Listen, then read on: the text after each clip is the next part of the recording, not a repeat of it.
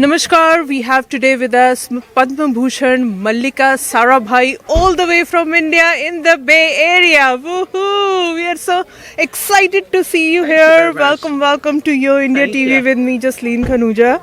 And I know you are a great writer, but I have attempted to write a few lines in your honor, if you may allow me to say. Please. I'm always embarrassed. I never know where to look when somebody's talking about me. But go ahead. Seen in movies, seen in TED, the mesmerizing Mallika with women empowerment that you have led. Presenting the tantalizing taste of Indian heritage and dance, ravishing are your moves and ways to eliminate social nuance. An icon of love, beauty, talent, and care, helping many to come out of despair. Representing India with your impeccable performances is a step very fair. Indeed, people like you, Mallika ji, are very rare. Poet. Thank you. So thank you so much, first of all, for being with us here in the Bay Area. And my first question is, like, you are a very well-versed dancer, especially in the traditional art forms of Kuchipudi and Bharatnatyam, but also focus on the contemporary performances, which can mean a lot of varied things. Could be like a not so well defined, but an abstract painting as well. So what does contemporary mean to you? It's a funny thing because in the workshop that I led 3 weeks ago, they came to my contemporary workshop and this was my question to them. What is contemporary? To me, contemporary, first of all, when you talk of contemporary dance, it's something that you need to have trained for in something classical and then break the grammar as you want to communicate something. I think a lot of people think that contemporary means jo karna hai kar lete hai yaar. That's not what it is. If you want to write what you just wrote in verse, you still needed to learn the English of grammar and grammar of English, correct? Before you could play with it. It's the same with any dance form. Contemporary can mean different things to different people, but you do need to get your alphabet and your grammar correct before you understand why you want to change it, how you want to change it, and what you want to change it for. I think that's very important. Awesome, perfect. So I saw your stage play bringing awareness about using purified water and a handy workaround to filter the water using the sari. Well, that was really pretty impressive, I would say. And you have focused on women with broken wings, vouched against dowry system, and raised awareness about many social issues and their resolutions. Which one, in your opinion, was voiced most successfully or effectively, where you saw marked changes in people's behaviors for good? You know, behavior change is not something that you achieve overnight. The terrible prejudices that we have come down from generations. Otherwise, we still wouldn't be looking for white brides or fair brides, both amongst Indians in India and amongst Indians here. We wouldn't still be talking of caste and class issues. So behavior change is a long-term thing. But a performance that I did called Sita's Daughters, which I used to perform in Gujarati, Hindi or English, has done more than 600 shows in 40 countries. And I have many years later found people saying, you know, you opened our eyes and we chose the path we did because of the questions you made us ask ourselves. I think what I can just aim to do with my work is to put a little doubt in your head that everything you believe in is not necessarily valid or right, that it needs to be questioned again. I think we live in a society where we constantly need to change. We need to say to ourselves, what is true today may not have been true 10 years ago. There are practices that need to be changed. There are attitudes that need to be changed because the world is changing so fast. You can't still be wanting something or believe something. And if we think that human civilization is advancing, then that means that our intellect and our emotional intellect need to be advancing it where we can't hold everything. हमारे वहाँ तो ऐसा ही होता है, which is the typical Indian response. हमारे वहाँ meaning कब, कहाँ, किस गांव में, कौन सी सदी में. तो हमारे यहाँ का मतलब क्या है? आप है कहाँ? आप अमेरिका में बैठे तो ये हमारे यहाँ तो आपका बे एरिया हो गया. तो बे एरिया में नहीं करते हैं, या बंगाली में नहीं करते हैं, या पंजाबी में नहीं करते हैं. ये हम कौन है? And you know, we are defining ourselves smaller and smaller rather than larger and larger. And the show we are doing for the opening ceremony is really about that, to say we have hundreds of identities and all those are valid.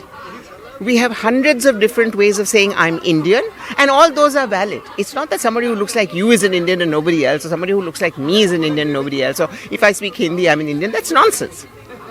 Why do we reduce the greatest thing we have in India, which is our plurality? So nice. I mean, that's really so insightful. You have a depth in what you're saying. I'm so blown away. I would say, having done your MBA from IIM Ahmedabad, which is the most prestigious institution in India, didn't you think about being a management consultant in USA or UK? None of my family have ever migrated. We believe that we need to build India. Mm-hmm. We continue doing so in whichever way possible. Our parents, our grandparents, our great-grandparents did that. And I have never thought of going anywhere else. Today, India is facing great difficulties as far as democracy, freedom of speech and so on. And people say to me, why don't you just leave? If everybody leaves, who speaks for the people who don't have a voice, who can't move? So no, I never wanted to sell toothpaste or financial services. I always wanted to work with people. I didn't know then that I wanted to become a professional artist, but it's much more difficult to run a not-for-profit than for a profit, because you need to find other motivations. And I've been running one for 44 years, so no, I don't want to sell toothpaste or insurance. Very nice. So a lot of people remember you for your role play as Draupadi from the epic Mahabharata, and I would like to ask you if there are any beautiful memories associated with that you may want to share with us. I think doing that role for 5 years changed the person I was. When I went into the Mahabharata, I was a dancer who thought that other people could create on me, that I was the perfect mitti for them to create, but that I couldn't create. I also thought that my activism had nothing to do with my dance. Those 5 years made me understand that the performing arts are perhaps one of the most eloquent languages to get inside somebody's head. If I go to give a lecture in a boys' school and say, I want to tell you about rape, they're saying, ha, theek hai, thank you. If I go with a performance that somewhere puts a doubt in their head, then that hook is never going to go away. So, yes, Draupadi changed me. Living with Draupadi changed me. The responses I got to my Draupadi in countries all across the world with very different kind of women changed me and put me on the path where I am today. And if you want to see yet another interpretation of Draupadi, come and see my performance in Search of the Goddess at 5:15 on Saturday.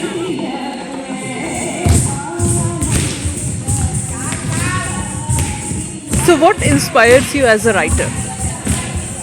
Injustice, violence, hatred, divisiveness. They are the ones that inspire me in everything I do, including in talking to you just now. If one of your viewers thinks differently or questions themselves after what I'm saying, then I'm reaching. So what is one key generational learning that you see has naturally passed on from Mrinalini ji to you and on to Revant as a classical Indian dancer? I think that understanding that classicism doesn't stop in year X. That what I do today will consider classicism in 30 years' time. And that the arts are a very, very powerful language for social change and transformation. So don't waste them. Wonderful. Any memorable moments from filming of your movies? I have to tell you how I left movies. I was doing a film with Amitabh Bachchan and Vinod Khanna. It was called Hera Fairy. Zeenat Aman was the other one on it. And I was shooting a song on the 10th floor of an unfinished building in Bandra in the days when multi-story buildings were just coming up. And we were doing a song, Vinod and I. And this fat dance master, went on saying, NG, phir se karo, phir se karo. So after 10 takes, I went to him and said, phir se kyon kare? My timing is correct, my moves are correct, my sync is correct. So he looks at me and says, chhati ka dance karo jara. So I picked up the chair, broke it over his head and walked out of the Hindi film industry. That was really bold, I would say. Very, Must very have been bold. even more memorable for him. More memorable for him. Yeah, so too. To have a So true. 17-year-old girl break a chair over your head. I must commend you for your energy and enthusiasm till date. This is really, really remarkable. But in this long journey, was there a moment when you went on the stage and you forgot a dialogue or you forgot one of the steps of the dance? Of course, it happens all the time, and the experience and the constant practicing means that you have not to let it transmit itself to the audience, that the audience must not realize. You need to think on your feet. So you take a lot of decisions on the fly. Yeah, and the biggest decision is don't think about the next moment when you are performing, because if you do, you will forget. So what is the difference you found in the dancers in the Bay Area who you are teaching now for Bangamela 2023 versus all the people who have been your disciples in India? In India, we teach like you teach in school. So you teach the alphabet first, then you teach CAT, CAT, BAT, BAT, then you teach them how to conjugate and so on. Here, that's how we teach. So we teach, it's a 7-year course, 3 hours a week for 7 years. And by that time, your body, your mind, your gestures, your emotions have been trained. Here, you learn once a week and they start learning items. So they have very little fundamentals. So, and there's a lot of mixing. Ek step Bharatanatyam ka ho gaya, ek step Kathak ka ho gaya. Then I go to you to learn one item, I go to him to learn another item, I go to her to learn a third item. So there is no style. They're all very enthusiastic and I've had a great time working with them. But I think what I've tried to transmit more than anything else is that your heart and your body has to be passionately happy when you are dancing, then that is what gets transmitted. Wow. So any message to all the viewers of YoIndiaTV who will be watching you worldwide? We live in a very fractious world. We need to be humane and kind and generous. However much we earn, however many awards we get, ultimately we need to face ourselves and know that we have been kind and generous human beings. Anything else is worthless. That was really worth it, and I'm seeing you are a very humble human being. I'm really so honored to have you here with us, and so nice to be hearing this insightful, eye-opening conversation with you. Hope to see you all on 29th and 30th at Carrington Hall in Redwood City for Bangamela 2023 with all the nice choreography with Mallika Sarabhai, the Honorable Padma Bhushan Mallika Sarabhai, who has trained the talented dancers of the Bay Area. Don't miss this chance, and pranam to you again. Thank you.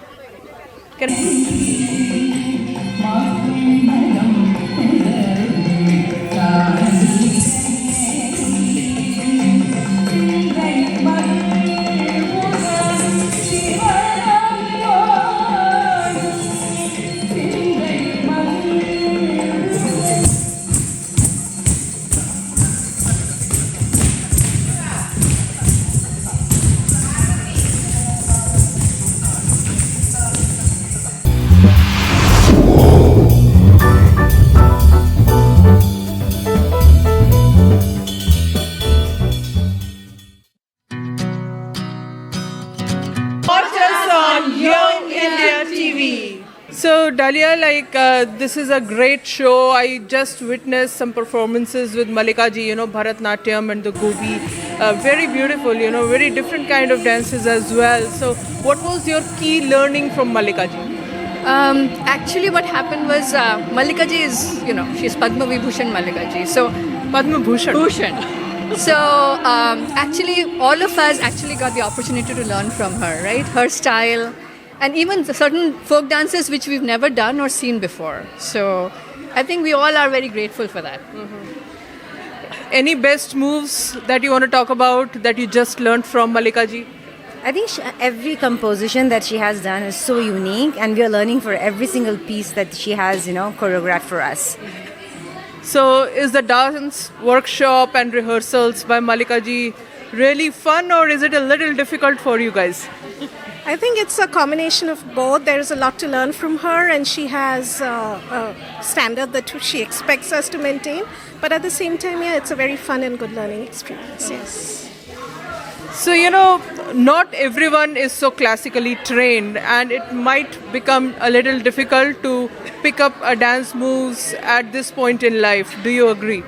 So, first and foremost, I wanted to mention that I came from Arizona. I'm not a local person, so I have my dance school there, and my students are from there. So, but no, I don't think there is any age in learning dance. If you are interested, if it is in you, if the rhythm is in you, you can do it at any age. You might not be a classically trained, that you will become a very famous dancer, classical dancer, but dance, if it's in your blood, if it's in your body, it will come. So, Mallika ji is an institution in herself. She is a complete personality. She dances, she performs, she's been famous for her TED Talks and social transformations. Which aspect of her touches you the most, and why? Of course, from a social activist perspective, she's done a lot. That's definitely of interest. But I think all said and done, we are all dancers here. So I think the opportunity to learn from her and, really hold ourselves to the bar she expects of her, that high bar. I think that's been the most important part of this learning and this workshop and exercises that we've done with her. So do you think you're ready to rock Bangamela 2023? Yes, we are ready. We are eagerly waiting and ready to rock. Come to Bangamela 2023. Come to Bangamela.